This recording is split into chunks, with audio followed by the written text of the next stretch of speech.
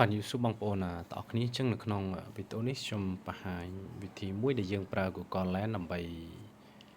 scan PDF ហើយយើងបំលែងវាទៅជាអក្សរដែលយើងមិនចាំបាច់អង្គុយវាយសារឡើងវិញបាទឥឡូវឧទាហរណ៍ថាខ្ញុំចង់ចាប់យកប៉ុណ្ណាចឹងខ្ញុំចុចប៉ុណ្ណឹងមកបាទយើងចង់ select យកប៉ុណ្ណាយើងចុចពាក្យ select ហ្នឹងទៅ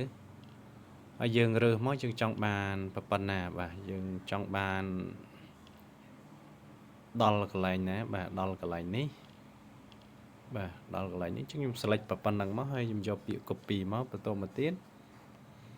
យើងយកទៅផាសចូលនៅក្នុង Telegram របស់យើងមកបាទអញ្ចឹងប៉ុណ្ណឹងគឺយើងបានជាអក្សរតែម្ដងហើយយើង copy ដាក់នៅក្នុង Word ទៅបាទអញ្ចឹងនេះជាវិធីសាស្ត្រមួយដែលយើងចំណេញពេលនៅក្នុងការវាយអក្សរឡើងវិញបាទអញ្ចឹងយើងមិនចាំបាច់អង្គុយវាយទេគឺយើងអាចប្រើវិធីសាស្ត្រនេះបានបាទអញ្ចឹងគឺយើងប្រើ Google Lens ណាបាទនេះជាមុខងារមួយទេហើយវាមានមុខងារផ្សេងទៀតមាន translate ទៀតបាទអញ្ចឹងយើងចង់បកទៅជាអង់គ្លេសអញ្ចឹងយើងគ្រាន់តែដាក់លើពាក្យហ្នឹងទៅវាបកទៅជាភាសាអង់គ្លេសឲ្យយើងតែម្ដងបាទហើយមួយទៀតបើយើងចង់គណនាចង់ដោះស្រាយលំហាត់អីយើងអាចយើងscan ជាគេជាអង់គ្លេសទៅបាទយើង copy ទៅហើយយើងយកទៅផាសឲ្យ ChatGPT ដោះស្រាយឲ្យក៏ជាវិធីមួយដែលងាយដែរដោយសារយើងប្រើភាសាខ្មែរជួនកាលទៅវា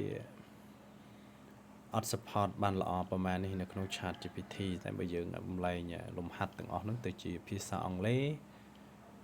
អាចមានដំណោះស្រាយនិងវិធីសាស្ត្រល្អច្រើនបាទហើយនៅក្នុងនេះយើងអាច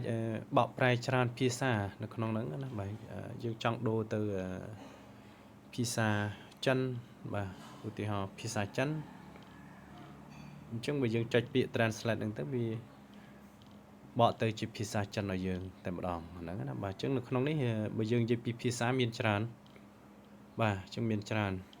អញ្ចឹងចង់បានជាភាសាអីគេអញ្ចឹងយកភាសាហ្នឹងទៅបាទចង់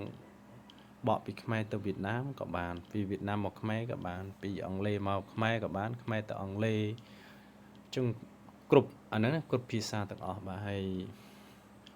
យើងចង់បានប៉ុណ្ណាយើង select ប៉ុណ្ណឹងទៅអាហ្នឹងណាបាទហើយយើងអាចរើសទៅតាមនឹងបានបាទអូខេអញ្ចឹងខ្ញុំមានតែវិធីសាស្ត្រប៉ុណ្ណឹងទេនៅក្នុងចំណុចនេះដែលអាចជួយបងប្អូនទាំងអស់គ្នាជួនកាលមកតពណ៌យើងដាក់តែម្ដងទៅចំណាយពេលតែ1នាទីអញ្ចឹងយើងអាចយកអត្ថបទនោះមកប្រើបានបាទអញ្ចឹងអរគុណច្រើនបាទ